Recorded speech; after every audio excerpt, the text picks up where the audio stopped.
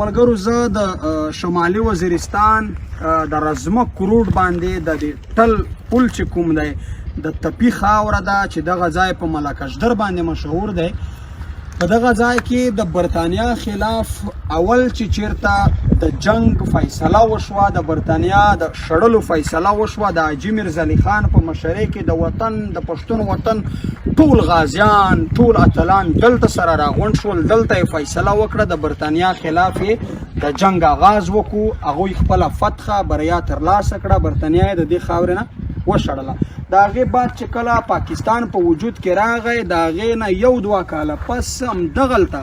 د حاجي میرزا علي خان په مشري کې د قبایلو مشرانو یو جرګه راغونډه شوه، تقریبا تر د 2.5 ساعو پورې مشرانو په دې کې شرکت کړی و چې بیا د پاکستان جنگي جهازونه راغلل، جټ تیارې راغلی، دا خاوره دغه ځای بمبار کړه، زموږ په لسګونو مشران په دې کې په شهادت ورسېدل. ملګرو دغه دوه د دې تاریخي هغه بنسټ چې کوم دی هغه یې دا دی چې د پاکستان د جوړېدو نه پس د پاکستان د جټ جهازونو د پاکستان جنگي تیارو اول بمبار چې چرته کړی دی، اول زور ازمایي چې چرته کړې ده هغه هم د خاوره ده. خو دلته به د وزیرستان خلک راتلل، د وزیرستان د دې تپي خاوره یا درخیل چې څومره د وزیرستان خلک دی دا به د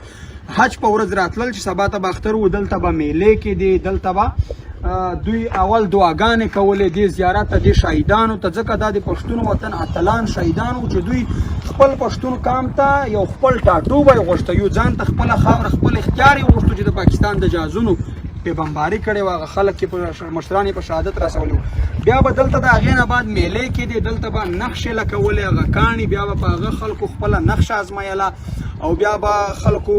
دستارونه بګړې په سر کړي وو، په آسونو به سپاره راتلل، د پلارونو د نیکونو په لباس دود او کلتور کې به راتلل، دلته به قسمه قسمه میلې کېدې. او په حقیقت کې چې اوس هم د خلکو نه تپوس وکړي وایي د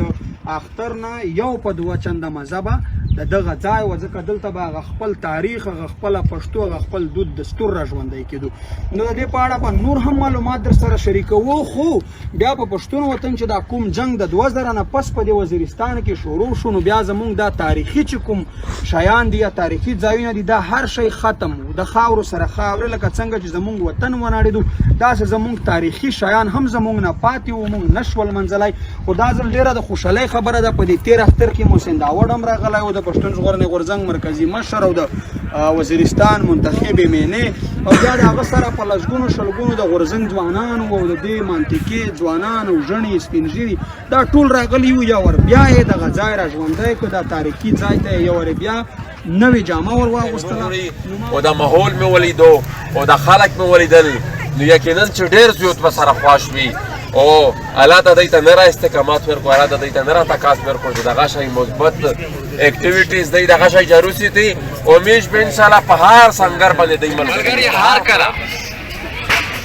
هر کله چې استعماري قوتونه یوې خطې ته ننوځي، بیا د په ژبه،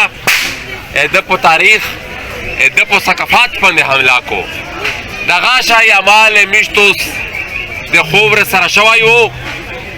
ډېره مینه ده تهوار په څه وجوهاتې په وجه نه بند و، خو نن بیا هغه کیسه دوی ور بیا تازه کړه، د هرې کیسې د ژوندۍ کولو دپاره، د خپل ثقافت، د خپل تاریخ د ژوندۍ ساتلو دپاره به انشاءالله موږ خپل بھرپور کردار ادا کوي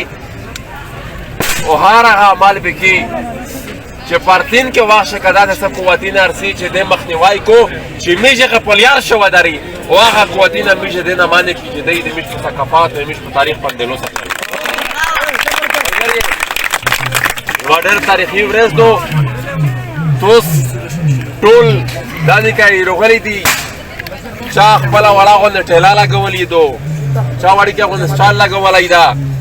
پچار دو چې مثال دغه په روایتي طریقې سره دغه ورځ میږ ولمنځي او په دغه درد صاحب په دا یو شعر اجازات ته نوخولم چې لا خو د ژوند په هر سنګر کې مرتضن یم درته، لا خو د ژوند په هر سنګر کې مرتضن یم درته، لا مې نه توره تیکه کړې و نه ډال یې دا د وزیرستان ولس ته دا پیغام ورکوم چې تاسو راځئ دغه ځای ته خپل تاریخ خپل کلتور را ژوندی کړي. نو دې جنګونو زموږ نه هر شی هېر کړي وو. اوس یو وارې بیا موږ کوشش کوو چې په خپله خاوره کې په خپل وطن کې هغه تاریخي شیان بیرته را ژوندي کړو کوم چې زموږ نه جنګونو یا استعمارونو هېر کړي دي یا استعمارونه یا دغه خلک غواړي چې زموږ نه خپل دود دستور خپل کلتور خپله پښتو خپل روایات هېر شي. نو دا وخت دلته چې قدم ږدي نو په خیال ږده وخت دلته که قدم ږدي نو په خیال ږده د دې خاورې کاڼي بوټي شي.